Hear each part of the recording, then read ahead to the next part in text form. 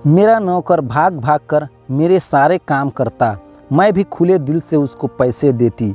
एक दिन मेरी तबीयत बहुत ख़राब थी, उसको मसाज करने के लिए बोला तो कहने लगा, मालकिन ऐसे पैसे से काम नहीं चलेगा।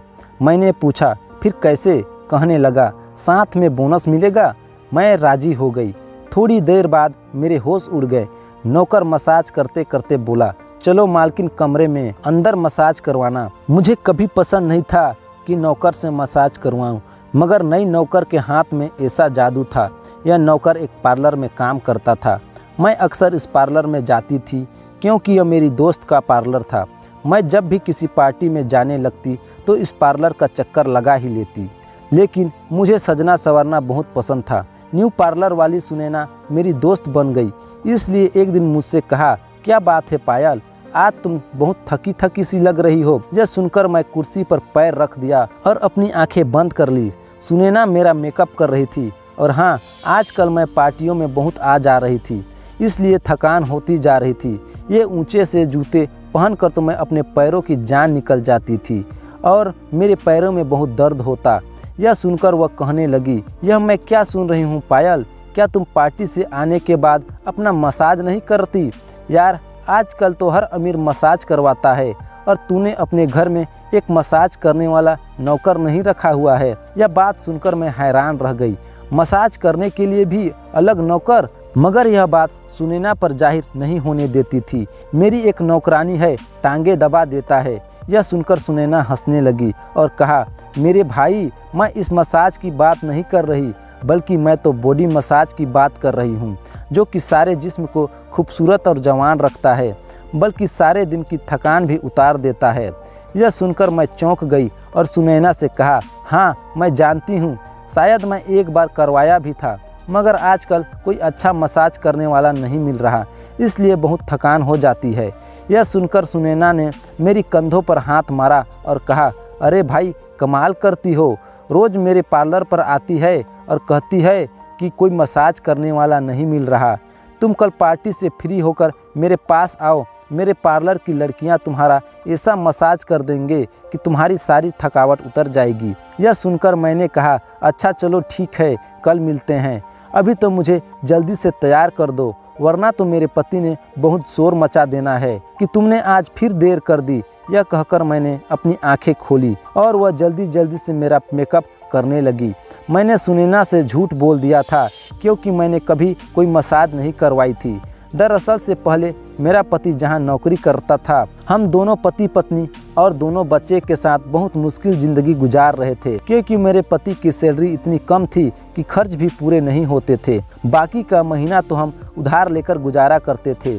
मगर फिर मेरे पति के दोस्त ने नया कारोबार शुरू करने का सोच लिया और मेरे पति से पार्टनरशिप का कहा। मेरे पति सोच में पड़ गए कि वह इतना पैसा कहाँ से लाएंगे। उन्होंने बात मुझसे कही और मैं उनसे कहा कि मेरे पास कुछ गहने हैं, वह बेच दो और मैं अपने बाबा से बात करूंगी, अपने भाई से बात करूंगी, थोड़ा बहुत पैसे उनसे लूंगी।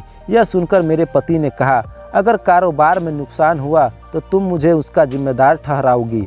मैं यह नहीं चाहता कि कल को हमारे रिश्ते के बीच दरार पड़े। लेकिन मैं नहीं मानी। मैंने कहा कि तुम काम शुरू तो करो, मैं तुमको जिम्मेदार नहीं ठहराऊंगी।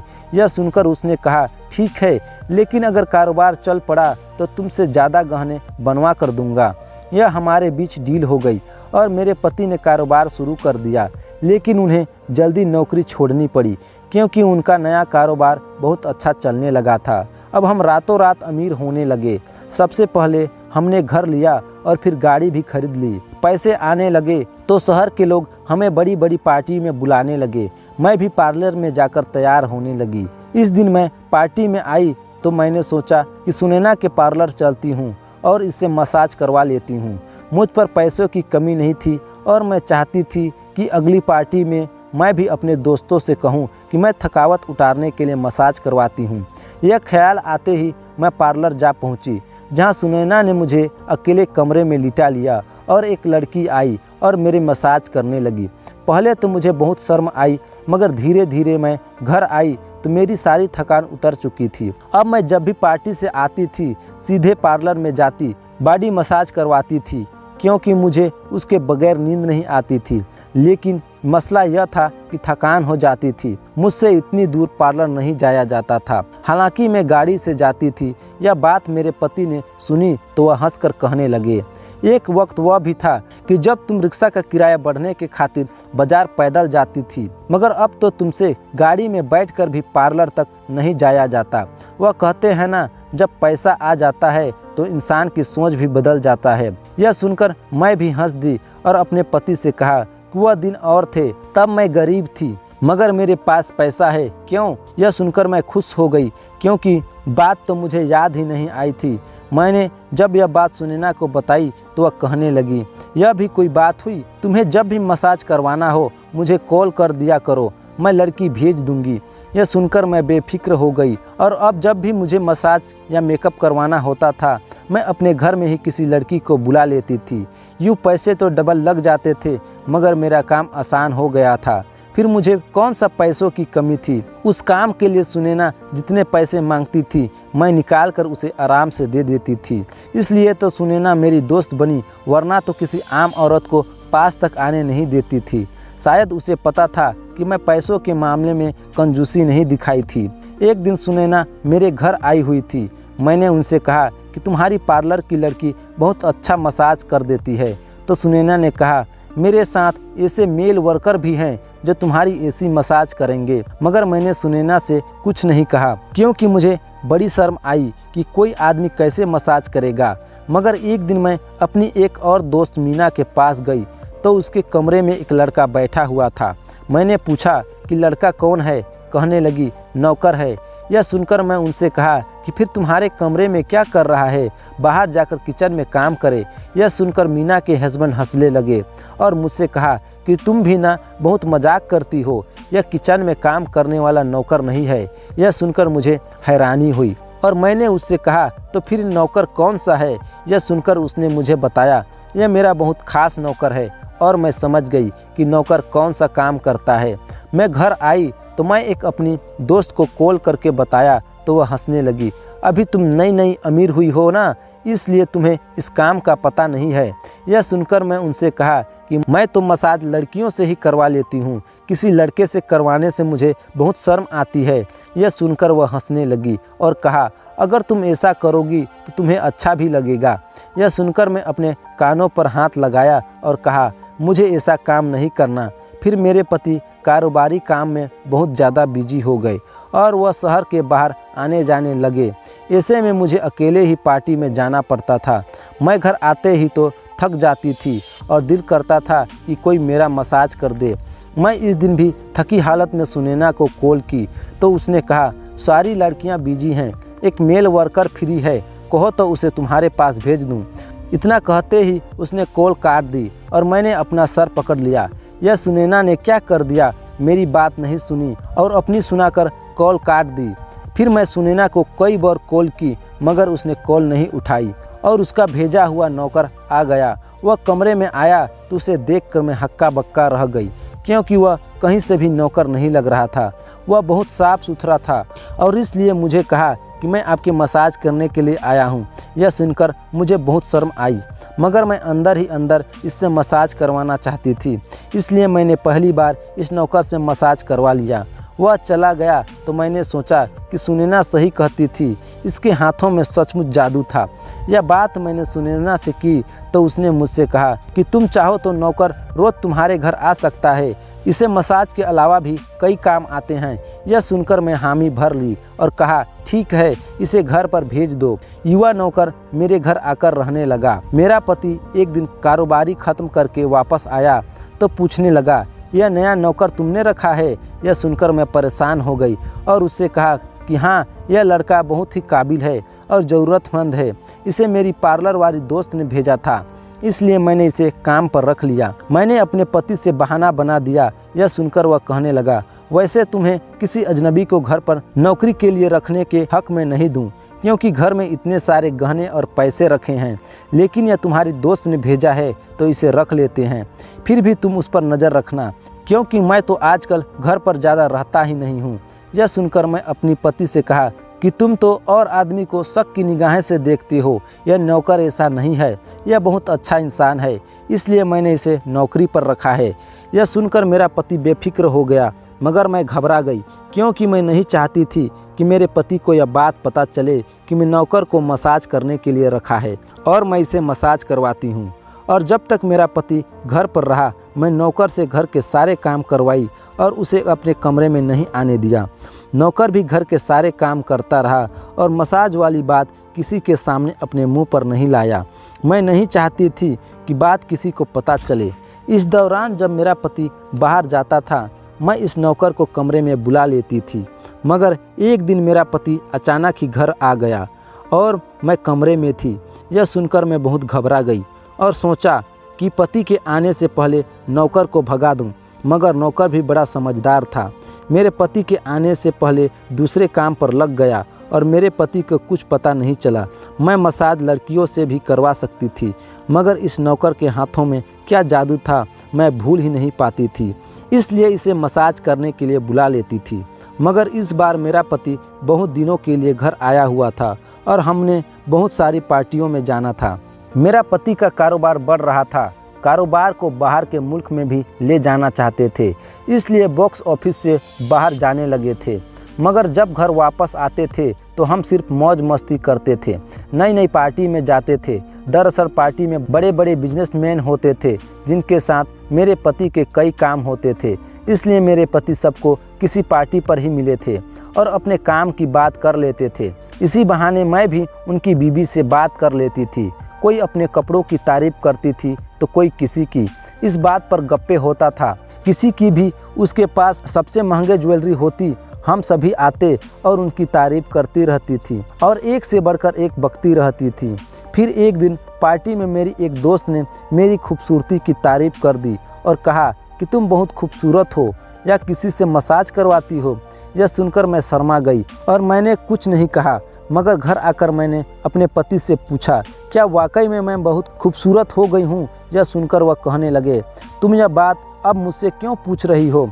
यह सुनकर मैं उन्हें बताया कि आज पार्टी में एक औरत ने मेरी खूबसूरती की तारीफ कर दी है और तब से मैं सोच रही हूँ कि वाकई में मैं इतनी खूबसूरत हूँ। यह सुनकर मेरे पति ने कहा कि तुम हमेशा से इतनी खूबसूरत थी और आज भी इतनी खूबसूरत हो। इसलिए मैं शर्मा गई। जब मेरा नौकर मेरा मसाज करता था तो वह भी यही बात कहता था कि मैडम आप बहुत ज़्यादा खूबसूरत हैं। यह सुनकर मैं चुप हो जाती थी। इस बार मेरा पति ज़्यादा दिन के लिए घर आया था, इसलिए मुझे नौकर को बुलाने का टाइम नहीं मिल रहा था। वह बेचारा भी घर के कामों में लगा रहता था और मैं अपने पति के साथ पार्टी में बिजी रहती थी। मुझे वक्त नहीं मिल रहा था, इसलिए मैं पार्टी में जाती थी तो मेरे पूरा जिस्म में दर्द हो जाता था। मैं दर्द को बर्दाश्त की हुई थी। कई दिन हो गए थे मैं पार्लर भी नहीं जा पाती थी, क्योंकि रोज़ पार्टी में जाना पड़ता था और मेरा पति चाहता था कि उसके साथ हर पार्टी अटेंड करूं, हर जगह जाऊं, मगर मुझे बहुत थकान हो जाती थी। फिर कई दिन हो गए। एक दिन मेरे पति के दोस्त की कॉल आई और उसने दोस्त से कहा कि एक दिन ज़रूरी काम है, यहाँ आ जाओ। यह सुनकर मेरा पति बाहर चला गया और मैं आज़ाद हो गई और मैं थकान उतारने के लिए नौकर को कमरे में बुलाया। वह मेरा मसाज करने लगा और मेरी आंखें नींद से बंद होने लगी। तभी मुझे नौकर ने ऐसी बात कह दी जिसे सुनकर मेरे होश उड़ गए। उसने मुझसे कहा, मैडम तुम्हारे पास जितना पैसा वगैरह है मेरे हवाले कर दो, वरना मैं तुम्हें गोली मार दूंगा। यह सुनकर मैं घबरा गई और सोचने लगी, आज नौकर को क्या हो गया था कि क्यों ऐसी बातें कर रहा था। तभी मैंने उसे डांट कर कहा कि तुम कैसी बातें कर रहे हो? तुम मेरे नौकर हो और मैं तुम्हारी मालकिन हूँ। तुम जानते नहीं हो तुम्हें कैसी बातें कर रहे हो। यह सुनकर उसने अपनी जेब से बंदूक निकाल दी और कहा कि अपनी अलमारी की चाबी मुझे दो, वरना मैं तुम्हारे खूबसूरत जिस्म में गोली मार दूंगा।